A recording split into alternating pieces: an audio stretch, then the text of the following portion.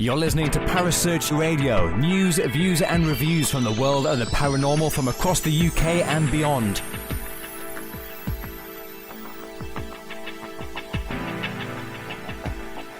Find us on Facebook, Twitter and the World Wide Web. Parasearch UK Radio.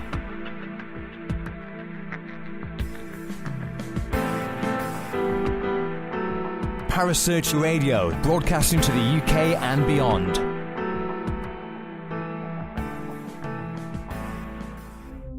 The views and opinions expressed by presenters and guests are their own and do not necessarily reflect the official policy or position of Parasearch Radio or its affiliates and sponsors. Listener discretion is advised.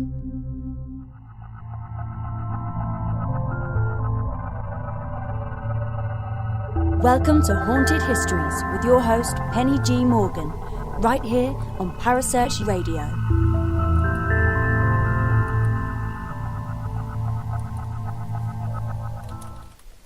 Hello everybody, how are we? It's the 5th of December, it's nearly Christmas, quite scary. Hope everyone's, well, if you want to get your Christmas shopping done, you've got it done, and if not, well, I hope you don't have to leave it too late before you get it done. I could be smug and say I've done quite a lot of mine, but the only reason for that is I can't afford to do it all in one go.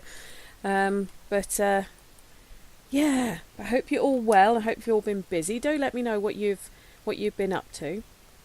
But before we get on with the show, and before I do the standard, YouTube, click, like, share, and subscribe, and all that kind of wonderful, wonderful stuff, we've got a new competition. We have. How many of you would like to Father Christmas to bring you a new book? And no, I'm not talking my book, although it is finished now. It's being edited as we speak. But no, this is a book by quite an established author and a friend to Parasearch. And it's autographed. I'm afraid this is only for UK people because of the post and packaging, but who would like to win a copy of one of Richard Estep's books? Would you? The Devil's Coming to Get Me? Would you like to win a copy of it? I'm sure you would. We're going to be doing the draw on the Monday live, the Facebook Live that we do with Kerry on a Monday. And all you need to do to be in with a chance to win it, you know the score for our competitions, is tomorrow morning, go along to the Parasearch, either of the Parasearch pages. Make sure you've liked the page. Make sure you've followed the page if it's the group page that you're looking at. Click like or love, whatever you want, to the competition post. Leave a little note for us. Say something funny. Make me laugh. Make Kerry laugh. Make Paul laugh. Make Gemma laugh. Make Joe laugh. Make Mark laugh. Even make our new hosts coming in the new year, Carl and Sam. Make them laugh. Make us all laugh. Leave a little post. And you, yes, you could be in a chance with a chance of winning, just before Christmas, Mr. Richard Estep's book, signed copy, brand new, never been, well, it has been used because he's written in the front of it. But yes, The Devil's Coming to Get Me, all about Malvern Manor. And if you want to listen to what that was all about and what happened, we'll be putting the link up to the podcast that Richard and I did talking about it tomorrow morning as well. So tomorrow morning, don't forget, you've only got about a week and a half to enter the competition because we want to make sure you can get the book ready for Christmas. But yes, new book, signed, everything, proper author. And for anyone who didn't realise, Richard was one of the speakers at Sage Paracon. So yeah, you got to be in it to win it, people. In it to win it.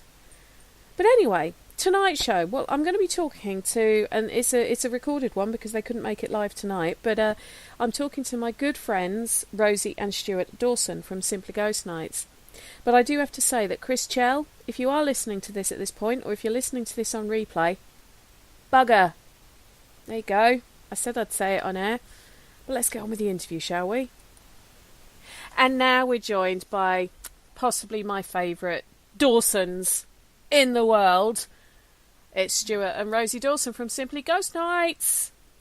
Ah, How you doing, gorgeous people? Thank you. How many Dawsons do you know? A few. A few. Okay, well, good Not evening. that many. Good Not as many Griffithses as I know, All or right. Morgans as I know, but I do know a few. And you are my favourite Dawsons. Thank you. What about if I say you're my favourite Doncaster people?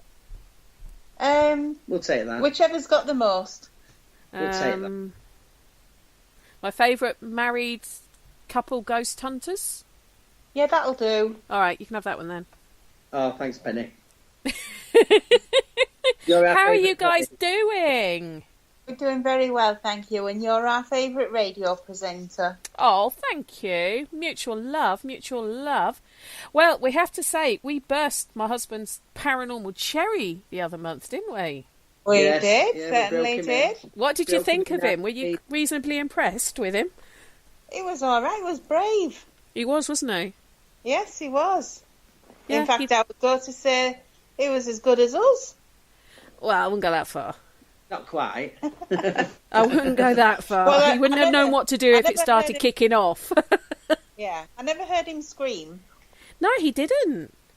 Even when There I you are. jumped him before he got back to the car in the dark, he didn't Oh, I scream don't or want to anything. know. Yeah.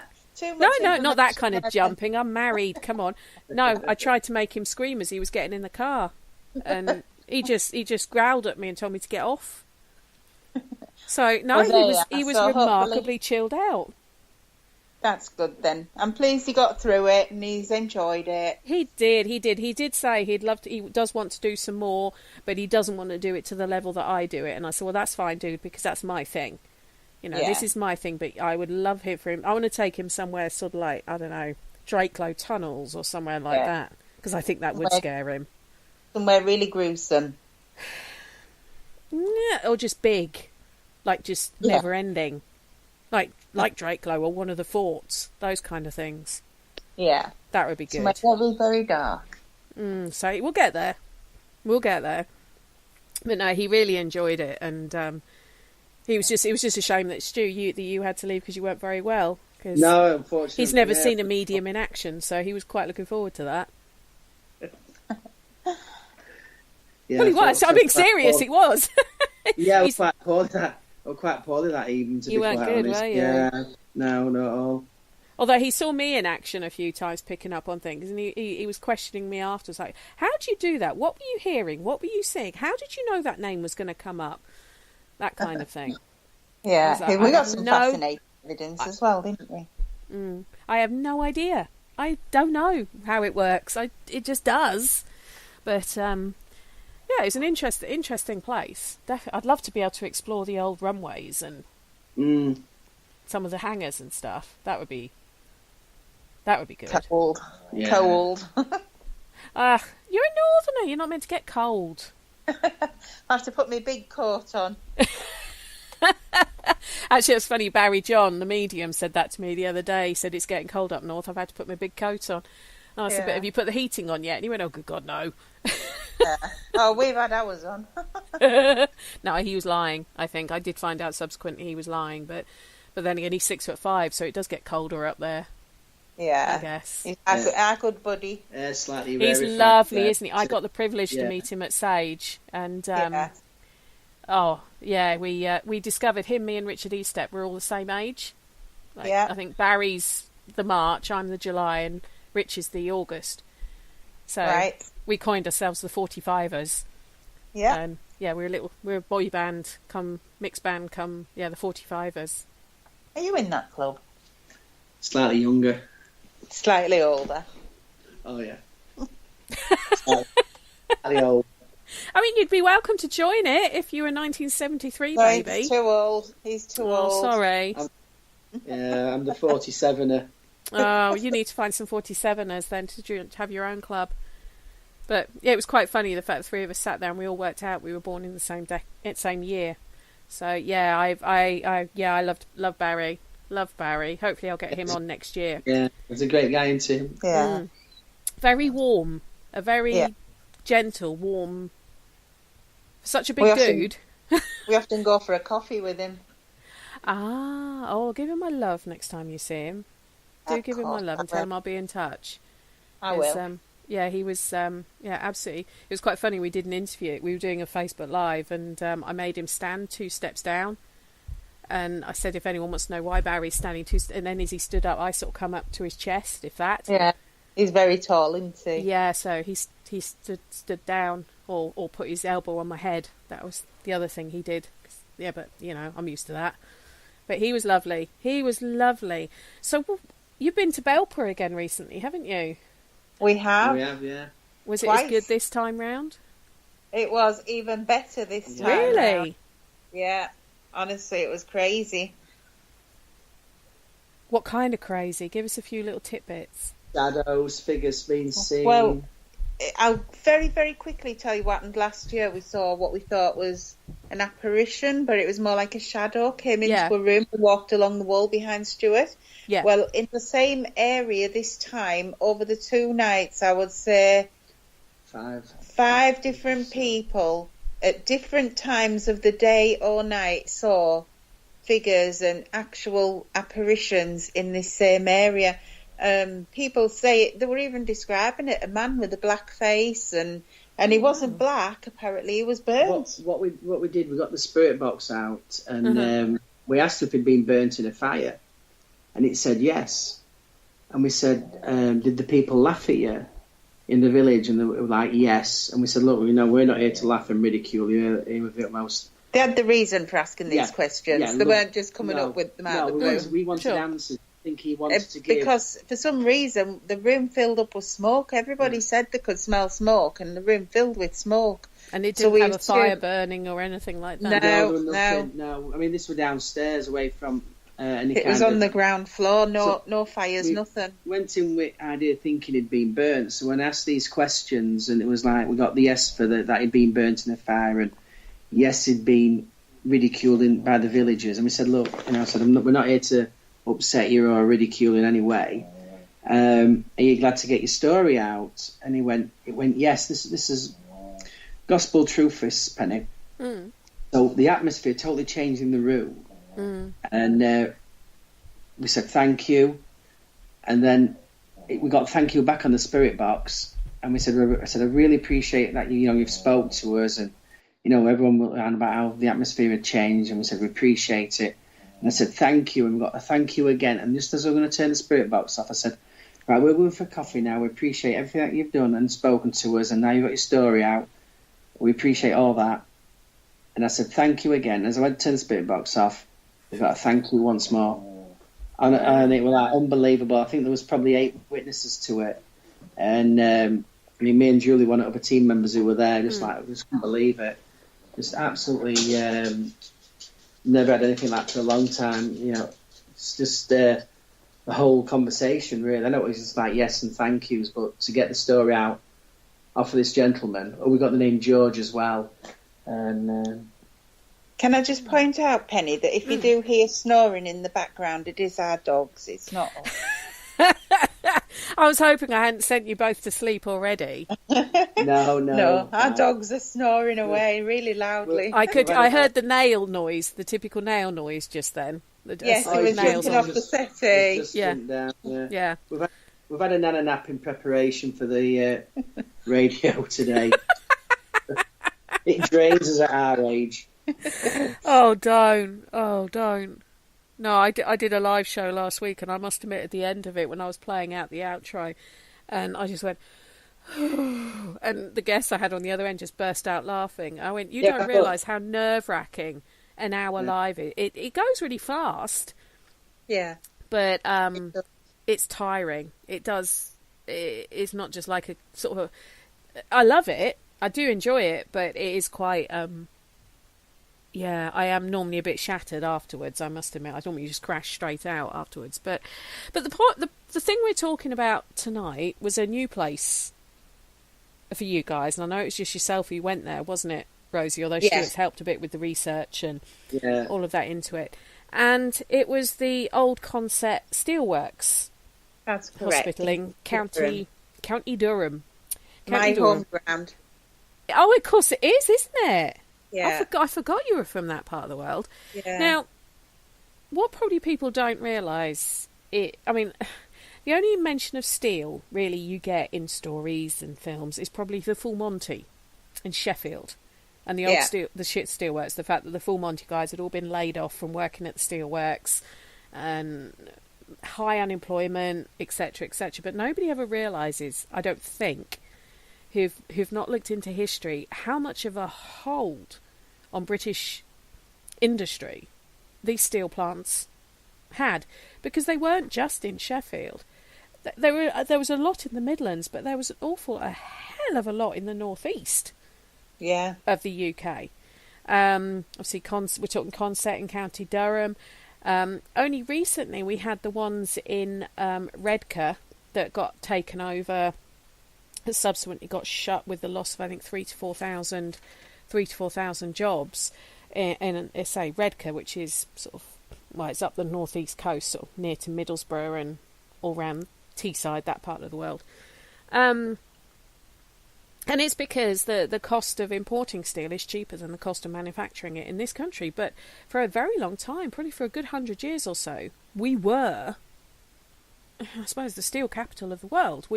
America produced quite a bit as well, but for Europe, we did a lot of it. And we were talking about this off air, but these steel mills, they weren't just a factory plonked in a city. They were whole communities. Yeah. Whole communities, very similar to, say, the mining communities or the cotton mill. Yeah, they'd like take over a whole village, wouldn't they? Yeah, they'd build their own town around it. Yeah. And they would supply housing for the workers. So, and it was predominantly men and boys and stuff who worked in these factories, or mills, whatever you want to call them. They would be given somewhere to live.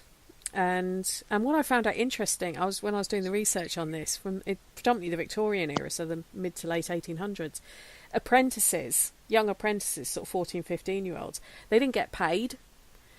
They would get given board and lodging and their clothes from their sort of superior who they were learning from, but they wouldn't actually get any money. They just got to live with them, which I thought, that's an interesting way of doing it. But the whole point was... Imagine kids of today. Don't. Someone accused me of wanting to bring back the workhouse recently, and I said, really? Is it such a bad thing?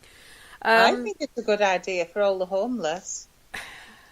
We'll talk about that in a minute. Not so much the work side of it, but, opening up these big buildings and letting them all live in them. See, my theory is, don't make it somewhere to be ashamed to be. There's an awful lot of people, I know we're digressing slightly, but this is something I actually genuinely think would work. We've got an awful lot of people who who are homeless and have mental health problems. They can't cope with paying their own bills. They can't cope with their own place. They will be kicked out within 2 or 3 months because they can't manage money and everything else. As you say, why don't we open up one of these big places so they know they're going to get a meal or 2 meals a day. They know they're going to get a bed to sleep in, but they have to do some form of work, which A, it's going to give them a purpose. B, it's going to give them a trade if they haven't already got one. Yeah. And it gives them work experience to put on their CVs. Yes. Why can't we do it? It's not sort of... I'm not talking about giving them gruel. But I know I got told that I was Victorian. I wanted to bring back the workhouses. But anyway, that aside, although if someone wants to offer me Ripon to go and live in, Ripon Workhouse, I'd quite happily stay there for a couple of weeks, Yeah. I'm not sure you'd last a couple of weeks, though, Penny. Do you not? No. Challenge. Yeah. That's a challenge for me. Anyway, back to Consett. Yeah. So these steel mills were intrinsic to the UK. They produced a lot of steel, and especially when you got to World War One, they were producing all the steel and everything for the armaments, for the weapons, for everything. And in fact, working in a steel mill was actually a what they call a reserved or a scheduled occupation in World War One and World War Two, for that matter. So if you had a trade as one of the experienced people in a steel mill, you didn't get conscripted. And the reason I'm quite sort of passionate about it, I suppose, is I've actually got family connections to it, because a lot of the men on my dad's dad's side were all steelworkers.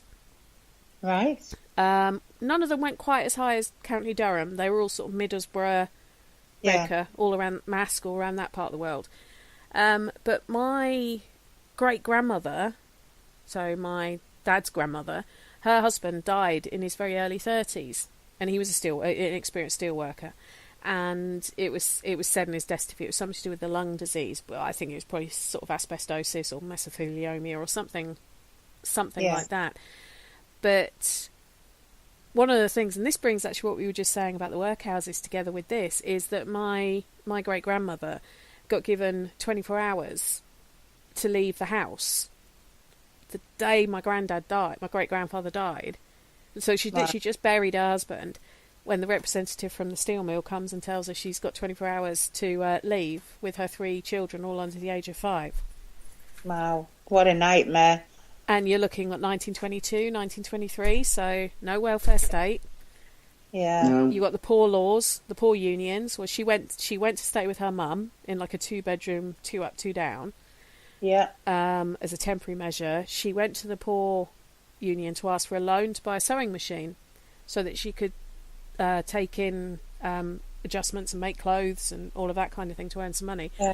And apparently after 2 hours of being grilled, she told them where to stick it, because she wasn't going to be made to jump through hoops when all she was asking for some help. I mean, I wish I'd met her, because she sounds amazing. And so she went and got a job as a housekeeper with this guy who'd lost his wife a few years previously. Had 3-bedroom house, so the kids all moved in with her, and she ended up marrying him. But it's the point that her next step, if she hadn't managed to do that, was probably going to be the workhouse, because she had nowhere else to go. Yeah. So that's kind of where when I found that story out, with my interest in the poor laws and the work laws and everything, it was kind of like, oh, I wonder if that's why I've got an interest in it subconsciously. Yeah. But he was a steel worker, and he died of a lung condition in his early 30s. Now, the reason I mention that is some of the things. This hospital, it was probably one of the main hospitals for the area, but then again, most of the people in the area worked at the steel mill, so most of the injuries it would have dealt with would have been foundry-induced injuries. Yeah. Yeah. Did you... is anything still laid out in it like it would have been when it was a hospital?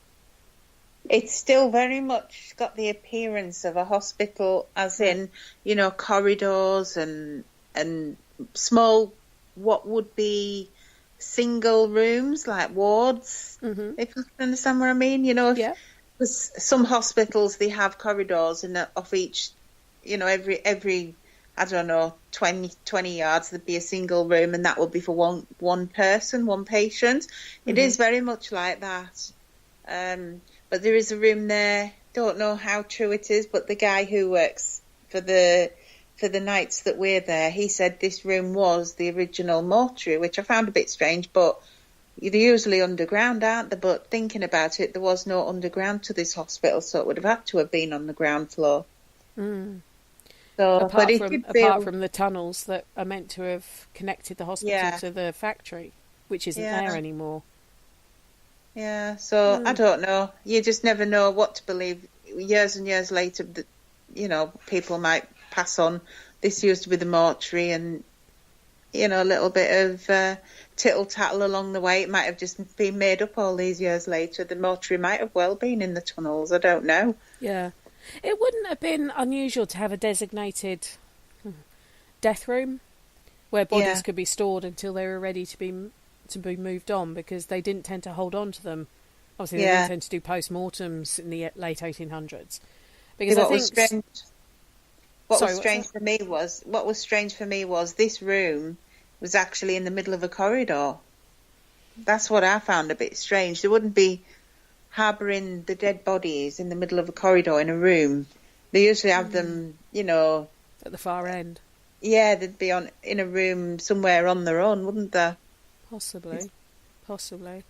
It would be interesting to see I did look for photos of the hospital. I found quite a lot of the outside of it, but nothing sort of really. I think it would be a case of going to sort of whichever the local records office is for that area and digging up, or even sort of contacting British Steel and seeing if they still had any of the original paperwork, because it would have been Consett Iron Company who commissioned the hospital to be built as part of the bigger picture. Because I think, Stuart, you said you discovered it was built in 1878. 1878, it was built.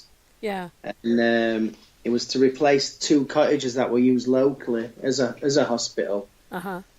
And it had obviously, like Rose said, a morgue, an operating theatre, and like you said, to combat all the injuries and fatalities that went there as well, working there, and also it did actually shut in 1920 as well. They weren't really open that long before them. I think they built a bigger hospital locally as well for all the local residents.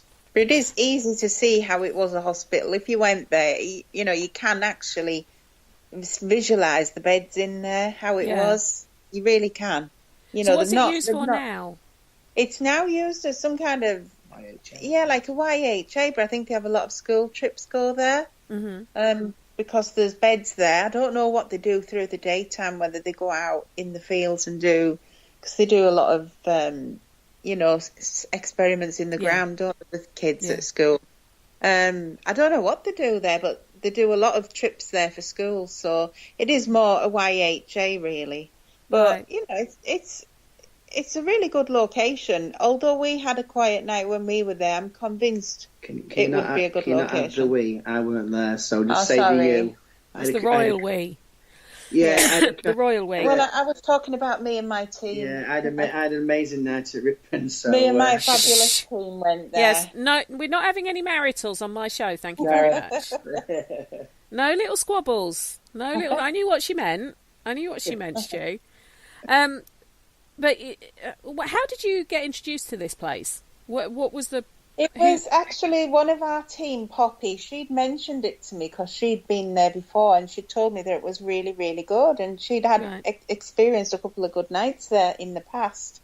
So I thought, well, I'll give it a go then, because, she's been doing it a long time. She knows what she's talking about. Mm-hmm. So we decided to give it a go. Unfortunately, it was just a quiet night, the night that we went. Yeah.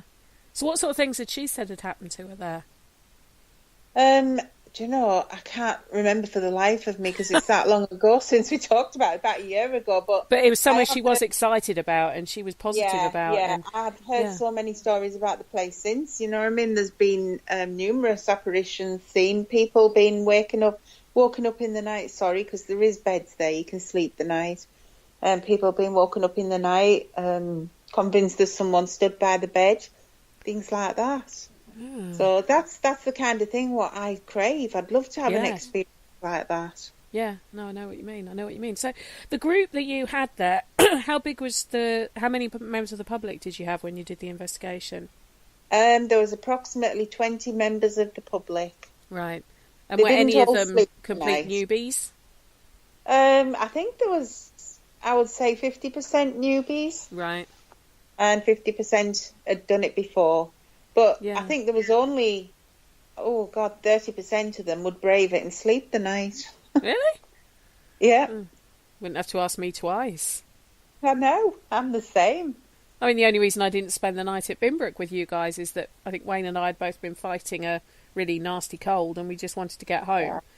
But it wouldn't faze me at all. I want to do a sleepover at Drakelow. That's my next on my to-do list. Yeah. As long as I've got my thermals with me, and my very, very big sleeping bag. But yeah, I want to do a sleepover at Drakelow. It doesn't bother me at all. It doesn't me. And to be honest with you, I mean, them Belper ones we stay at, them ones are incredible when we're going. You know, we're all already counting down the days till we go next year. I thought you'd be counting down the days till I see you again. Oh, we are that as well. Not that we know when that is, because neither do I, love. Neither do I at the moment. I'm hoping it's going to be a Ripon one, but that's we're working on it. I'm working on it. But back to Consett. So it was a quiet night when you went there, but other people who've talked about it a lot, and he introduced you to it, have said it's active, it's amazing. It could just have been a quiet night. It could have been one of the members of the public was blocking it for whatever reason. But what I did was, because unfortunately, as much as I would love to, for every show I do, travel to the local records office for that particular place, it's not really feasible.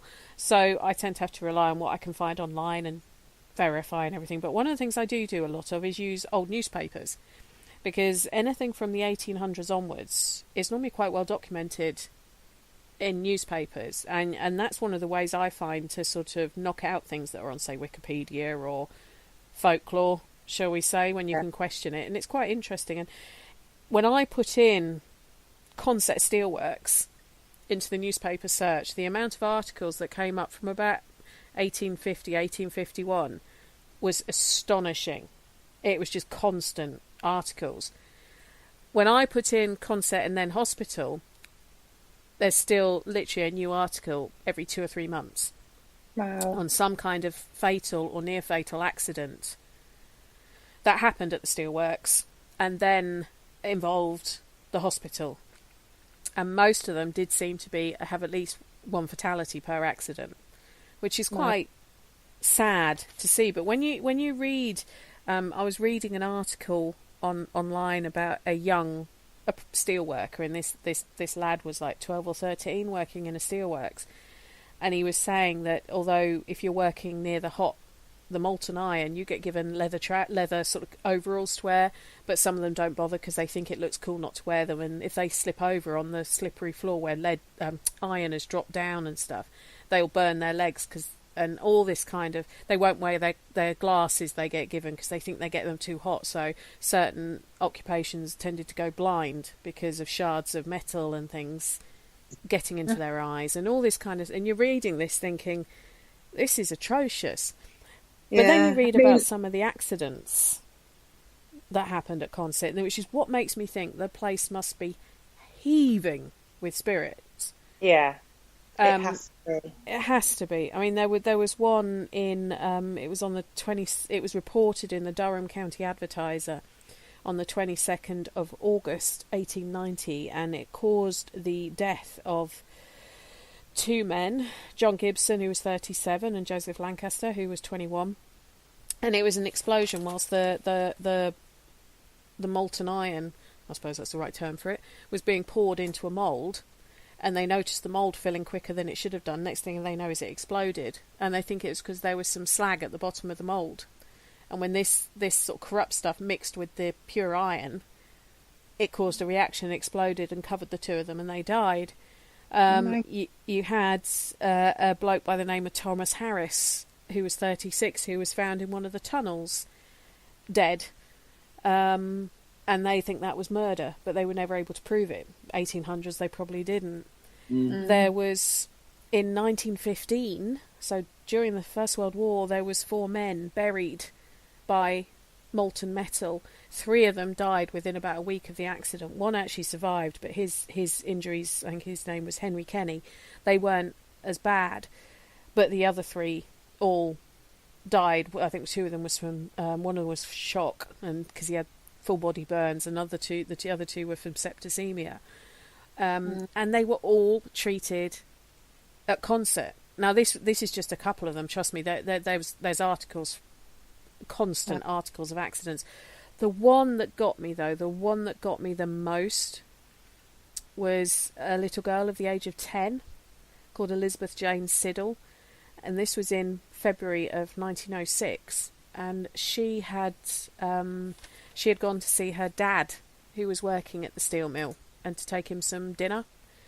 And she didn't realise she was crossing the train tracks, because a lot of these big sort of mills and factories and stuff had their own train lines, because no cars or vans, or it was easier to use train to get the materials from A to B. And she didn't realise she was crossing the trains, and she got run over by the locomotive that was coming in. She didn't hear it, and it literally severed her in 2. And she died within a couple of days, and she was taken to Consett because it was the Steelworks Hospital, and she was injured on the Steelworks premises. So when you think of the kind of accidents they were constantly dealing with there, like major burns, crush injuries, lung conditions, all that kind of thing. Because back then they didn't know about. They used asbestos because it is a good insulator. They didn't know about the dust. They didn't know about the tiny iron fragments that came off the metal that goes into their lungs and causes sort of mesothelioma and asbestosis and all those horrible conditions. It just makes you think. The nurses and the doctors must have seen some horrendous sights. They must have done. I mean, having 4 men brought in who've just been buried by molten metal. No antibiotics, no... I mean, they would have had... I suppose they had ether back then to sort of anaesthetise people, but that was a bit of a gamble. Just a matter of keeping them comfortable, isn't it, till the inevitable. Yeah.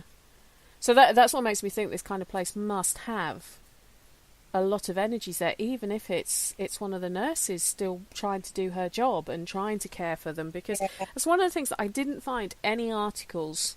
where you get these days with people slating their local hospital. I didn't find anything derogatory about it. There might be out there. I couldn't find any. In all the articles, there was nothing but praise for what the hospital had done for people. Oh, well, that's a positive. Yeah. So, when you say it was quiet, what sort of experiments did you try to sort of get? We tried numerous experiments, actually. We tried the usual glass divination, Ouija boards. We tried table tipping and tapping, which we did get a few little bits of results, don't get me wrong. Yeah. There was nothing that wowed me, but we did still get a few bits. We had temperature deviations, and we also set up lots of equipment like REM pods, K2 meters, EMF counters, EVP recorders, quite a lot of little things like that, but no results came through from them. Yeah. We tried a human pendulum, didn't really get anything happen there. If there was something to try, we tried it. I'm just trying to think what else we tried. The Ovulus, we tried the Frank's box, and you always get something come through on them, but whether it just stroke of luck, I don't know. But like I said, there was nothing that I could come home and say, oh my God, that place wowed me. And I'm an investigator. I know that's the price you pay doing this kind of work. It doesn't mean it's not haunted. It just means we got unlucky that night. Yeah. Yeah. I mean, East Drive's a typical example, isn't it? I've got people who they've gone there and they've said it's just a antiquated sort of semi-detached house in Pontefract, isn't it? Yeah, East Drive. Yeah, and then I've got other people who go there and said, oh my God, we've had things flying down the stairs at us, we've had doors shutting, we've had this, we've had that. And it's the same place they're talking about, and I trust both parties, if you know what I mean, because they're not they're not selling it into me, they're just telling me what happened. I think it's just the stroke of the luck on the night, isn't it? Yeah. And I do believe a lot of it's down to the guests as well. Well, that's why I was asking about the experience of the guests, because I think if I'd been there, I'd have probably suggested doing a bit of a trigger experiment. Yeah. And having 2 blokes dragging in another bloke, sort of yelling he'd just been burned, and something like that, something that would kind of galvanise staff into action. I think that's what I would have done. I would have done my best Oscar-winning performance. A bit of role-playing. Because I find those, I quite like doing those, but you have to have the right guests who are up for it. If you're not with experienced investigators who will make themselves look like brats for the good of the cause, you and I both know that a lot of guests are a bit sort of nervous about putting themselves out there, shall we say. Yeah, they want it all to...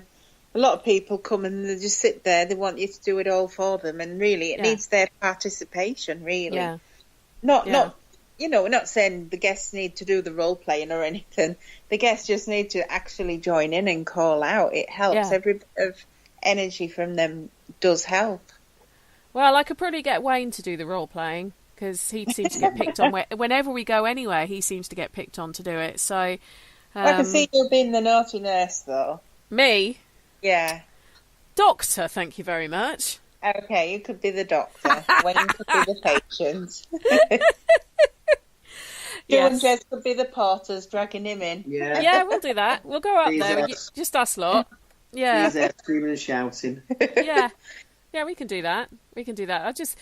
That's what I think I'd have done. But then again, like I say, it's easier to do that when there's just a few of you and you all know each other and you don't mind making a bit of a fool of yourself. But when it's members of the public, you kind of need to use the more conventional approaches. Yeah, a bit more laid back. Yeah. Yeah. I can't believe it's not got something going on though. There's just too much energy there for it not to. It just there must have been its day off almost. Yeah. Would you go back? I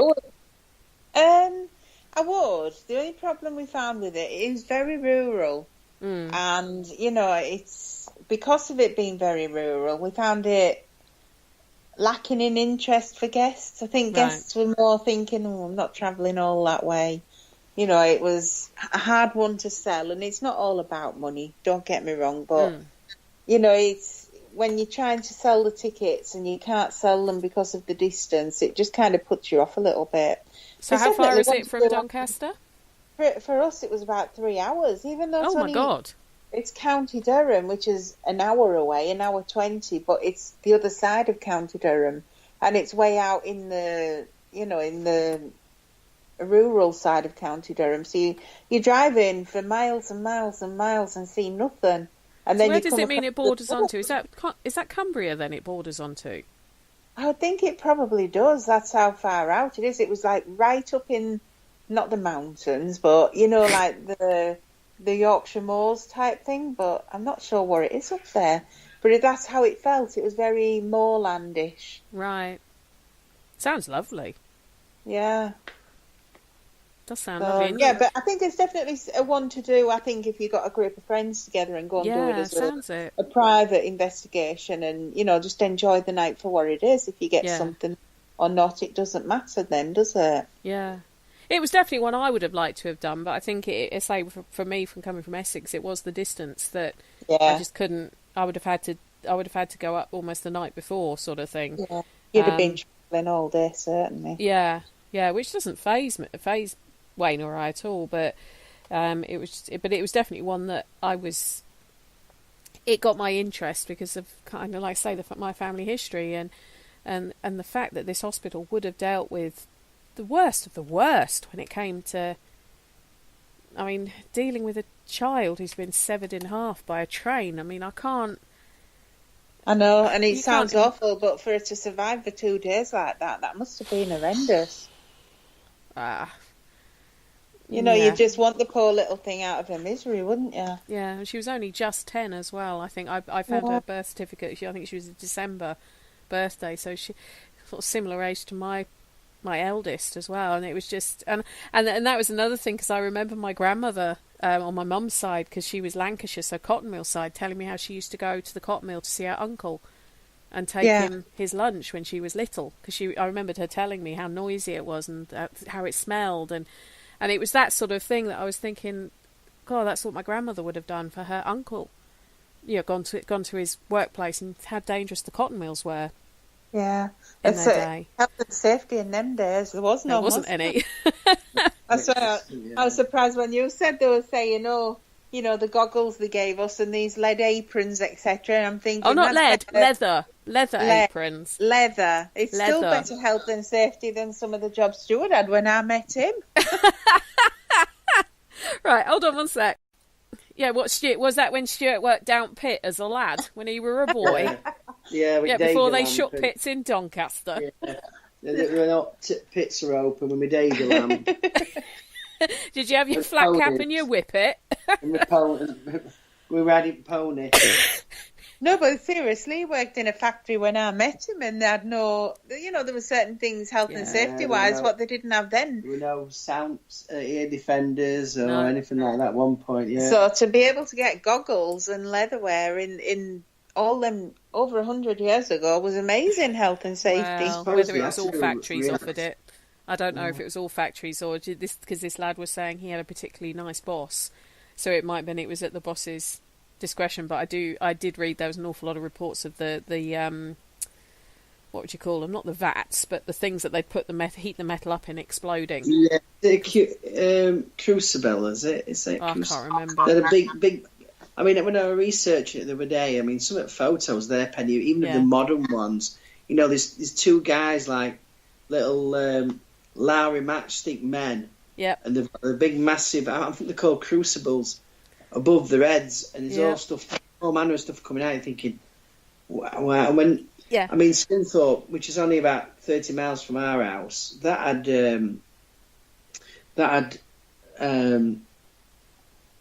all the different. I'm trying to think of names of them now. There was Rotherham had one, Tata Steel Places. Yeah. And it was Tata that originally took over Redcar, and then they sold it to a Thai firm. And at Scunthorpe, they were British Steel there as well, actually. Never paid much attention what they were before that. And when they were shutting down in 80s, just after Pitt Strike, that area, they were showing you footage, and you're thinking, God, the temperatures they're working in, and there's all this steel flying around everywhere. Yeah. And, you know, what them people working it 100 years ago. But the fact there were small children working in that until sort of the early 1900s. That's quite sort of, you know, the thought of my 9-year-old walking past one of those vats of molten metal without a care in the world. It's exactly the same with pits as well, when they had them down, didn't they? Yep. You know, moving coals out and stuff like that, and pulling trains up with ponies and things. Just ridiculous. Well, that's the thing the kids did, wasn't it? They tended to be in charge of the pit ponies because they were little. Yeah. And I say when we were sort of educating my 9-year-old Will on that, he didn't believe us, and we had to show him the photos of little boys being in charge of the pit ponies. It's astonishing. But I can vaguely remember in the 70s, my granddad taking us down to Pit. Well, a bit of a grass area outside of Pit, and feeding pit ponies. I don't know how long they'd not been in service, but there were still pit ponies around about the colliery where I grew up. Only vaguely remember them though, where pit ponies were. I'm sure there's a museum I went to that was a mining museum, and they had a couple of what would have been they had a couple of old ponies there who were two of the last ever pit ponies, and they're in like their 30s now, and until they were 8 or 9 they'd never seen daylight because a lot of them used to be stabled in the pits. There's two I know of for pit. I'm sure the Black Country Museum's a pit one, the coal, and there's also the one at Wakefield. I think it was Wakefield that I went to because that's National Coal Board, wasn't it? That's the one I think I went to. Yeah. Do you know it's free to go down that if you went by yourself? If you went through the daytime. To have a look at it. Yeah. It's free. I think you make a donation, a couple of quid apparently. Yeah. But to actually do an investigation, it's close to over £2,000. How ridiculous is that? As a charity, if they're trying to make money as a charity, you're free to go down and put £2 in as a contribution. But to take guests, they're looking at over £2,000, aren't they? But I know if I was going to choose somewhere up north to do an investigation, it would be, and I've just completely forgotten the name of it. It's that village that's been mocked up to look like an old village, and it has the tram. Is it Beamish? Beamish. We asked about that, you know. That would be my dream. Yeah. We've been there a few times in the last year. Not do an investigation. No, we haven't even carried a K2 round with us, but to walk around Beamish is we inquired about it. We spoke to one of the security guards, didn't we? And he was like, "Oh yeah, you know, you should see about doing it here." Then we did, but they were like poo-pooed straight away, like no, we don't do anything like that. Yeah. But yeah, they've imported a lot of the buildings in there from different areas. And have you been there, Penny? A few times, yeah. Because Beamish is one of those. If you buy your ticket, it lasts all year. Yeah, that's right. Yeah. I haven't been there since Tom was born. I think we went there. The first time we went there was when Wayne did the Great North Run, and we visited it as we were coming, sort of driving back south, if that makes sense, when Will would have been a toddler. And then we went back again later on that year. I love it there. I mean, best fit chips. That chip shop they have there in the mining village bit. I think it's because they said they use beef fat to fry them. But those chips are to die for. I mean, they're expensive, but they are. The smell that comes off that place. Sadly, I've never tried them because I've always been on Slimming World. Oh, they're worth blowing your diet, even just for one chip. Just one chip. I might tell give it a try next time I go. I tell you that's. I mean, I did actually go because there's a mine shaft there you can go into. Yeah. I didn't like that. I mean, I don't. I'm claustrophobic anyway. The thought of that being grown men in there trying to work in that. Is it a drift mine? Isn't it? I think that one. Is it a drift or is it? Because the ones down here are sunken. I mean, the one that's our house is actually on the site of. The shafts you have to go vertical down in like a lift to. And no, it's not. It's a sort of drift. You going mine, from where they go sideways, don't they? Yeah. You're sort of going from. You walk in almost like you're just going into a pathway underground. Yeah. This one, what used to be where we live, we can see where the tunnels, where the mine shaft were, can't we? There's three of them in there.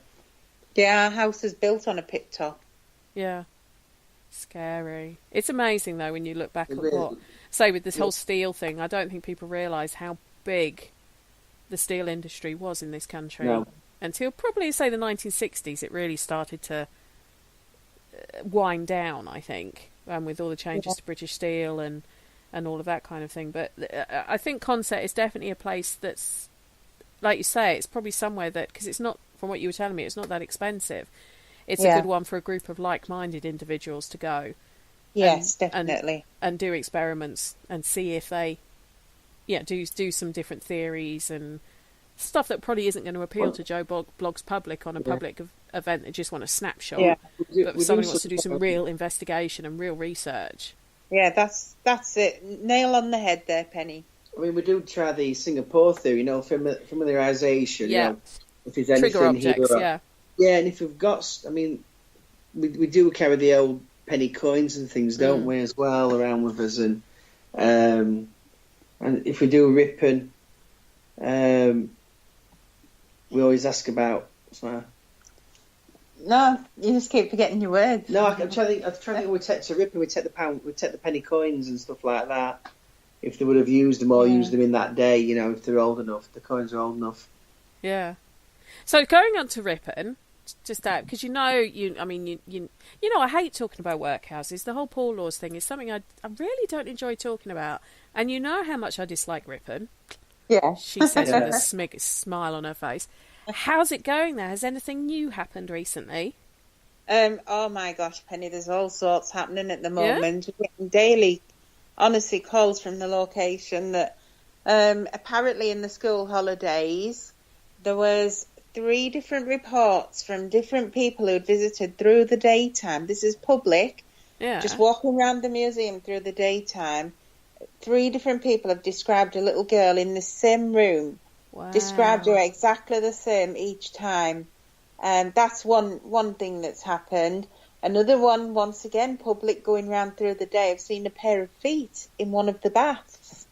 They have the old original baths there. Yeah. And these baths have been there since the day it was built. They're not some that's been staged. They are the original baths. Yeah. And they saw a pair of feet in the bath. Wow. Yeah, it's, different stuff happening all the time at Ripon now.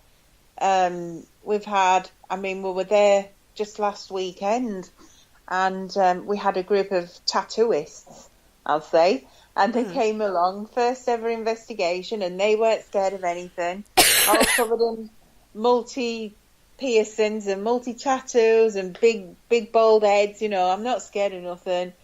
First vigil in, they were screaming like girls. They were convinced somebody were touching them. One of them had brought a camera. He'd just come to film. That's all he wanted to do. Well, he felt something pull his hand down when he was holding the camera. They were all literally petrified. In fact, I would go as far as to say, screaming like girls.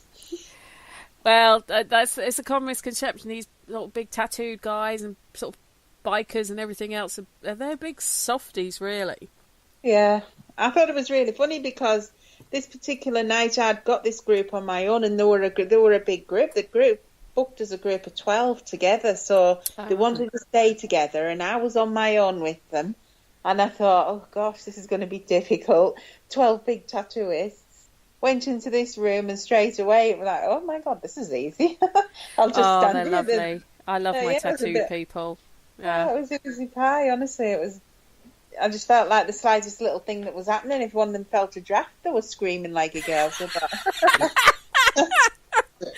But they're going to come again. Are they going to do another one? I think they probably are. Yeah, they did say they enjoyed it that much. And I can remember one of my memories of that night was with a guy there, and he didn't want to be there. And we had a little session with Spirit Box, and we says, "Come on, can you?" His name was Alan. Can you describe Alan? And his mate called him a derogatory name, and we says, "No, don't say that, Brian." We says, "We're all calling out, see what spirit decide what he's like." So we said, "Come on, describe Alan in one word." So Brian says this derogatory word again. Wait, how derogatory are we talking this word? Cock. Only called him a cock. Nothing too bad. Right. So we're not talking the majorly one that we normally get at Ripon. Not on air. We're not on air, are we? Yes, we are on air. Yeah. But we won't say the whole word, but the one we normally get on Ripon ends with Tuesday. That's right. It was a different C word, but he called him a cock. And then we said, "Come on, describe Alan in one word." And the word cock came out of the Spirit Box. So it proved Spirit were listening, and it may have actually thought this guy was indeed a cock. So Ripon still continues to please and intrigue and provide on a regular basis. It really does, And I've found that the more people are going now, we're selling it out every time. I don't know if word's getting around how good it is, but we can't seem to sell enough. You know what I mean? Every time we book it, it's selling out months in advance. Brilliant. Well, that pleases me. That pleases me that people are going to a workhouse. Because Wresson Hall sells out fast as well. It does, yes. So it pleases me that, whereas there should be hundreds of these museums in the UK based on how many workhouses there were, it pleases me that these events are selling out, and people, hopefully someone will come away thinking, actually that place isn't as bad as everyone thinks it is, and it's not like Oliver Twist. Yeah, that's right. And they've got a bit of history as well. So, I mean, if you look at how many workhouses where we live in Doncaster, I can tell you 4 or 5 now that have all been pulled down, put into houses, or different other uses, and they were just in near enough every village, really. I'll tell you what, you know how I feel about this, but workhouses and asylums in the Victorian era, there was hundreds. It was a massive, massive part of our history, and no matter what people think, they did help people, because why is there no asylum museum? Why is there only 3 workhouse museums in the UK? When there was 40 odd, was it 40? I worked it out, however many poor unions there were, and each poor union would have had at least 12 or 13 workhouses per union, at least. And it made this. I'm sure I worked out the figure. There was over 300 workhouses at some point, and yet we have 3 museums, permanent museums. I should quantify that with in the UK to them. Yeah. That's why I talk about them, because I think people should learn about these things. They shouldn't be brushed under the carpet, because although they might not seem pleasant in today's welfare state eyes, they were the start of the welfare state. Neither is living on the street. Well, it was either that or exactly. live under a bush somewhere in a field and just die. And I think in today's terms, there's more people living on the street today than there ever has been for a long, long time. You know, and all these buildings, not these workhouses, but you've got every single town's got numerous big buildings that are just boarded up and closed up, doing nothing, and people living on the streets. Yep. That was a political broadcast by Rosey Dawson. Hey, I'm in agreement with her, because my theory on why that is as well. But we're not going to go political, because I won't be running for government until probably 2021, because I'm a bit busy at the moment. So, you never know. Our radio station might get heard tonight and picked up and put on the news. Yeah. Teresa will be calling me in a few days, asking me for my advice. Yeah. Hashtag help the homeless. Well, thanks again for your time, guys. It's been absolutely lovely talking to you, as always. Hopefully I'll get to see you soon. And happy Christmas, Penny, and happy Christmas to all the listeners. Oh, thank you. And to you guys, to my favourite married couple of event coordinator, Ghost Hunters. Thank you. Thank you, Penny. There you go. Well, thank you everyone for listening to our show about Old Consett Steelworks. I hope you got something out of it. Don't put you off going to Old Consett to have a look around it, but maybe it is the kind of place, it's a good one for a bit of a private investigation with a select few, shall we say, and see what you get. But that's about it for tonight. I hope you enjoyed it. Don't forget, we have shows on 5 nights of the week. The next one you've got coming up is on Friday night. And but if you've missed any of them, YouTube, Spreaker, go on there and you'll catch all the old shows. But until next week, my friends, have a good evening, sleep tight, and don't worry too much about things that go bump in the night. Thank you for listening. Don't forget to join us for more shows throughout the week. Find us on Facebook, Twitter, and the World Wide Web to keep up to date with all the shows right here on Parasearch Radio.